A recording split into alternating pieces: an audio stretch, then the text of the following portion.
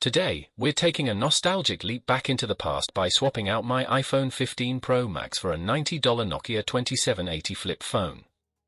Can I survive a whole week using this blast from the past in 2024? Let's find out. What is the Nokia 2780 Flip? The Nokia 2780 features the classic flip phone design we all remember, but includes modern necessities like 4G connectivity and is compatible with major carriers like AT&T, Verizon, T-Mobile, and Boost. It allows basic functions such as calls, texts, internet browsing, email, camera, music, and even playing YouTube videos. And yes, it wouldn't be a Nokia without Snake. Daily use challenges.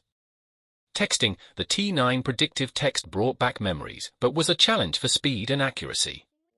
Texting took longer, leading to shorter, less engaging messages. However, it forced quicker replies out of me. Multimedia, with a 5-megapixel camera and no high-definition video capabilities, taking photos and recording videos felt like a throwback to early 2000s tech. Though not as sharp as modern smartphones, there's a charming nostalgia to the images. Apps and internet, using apps like Google Maps was possible, but lacked features like live direction, making navigation tougher. Social media apps and internet browsing were available, but limited due to the small screen and slower processing speeds. Lifestyle impact. Digital detox, using the flip phone significantly reduced my screen time and online activity.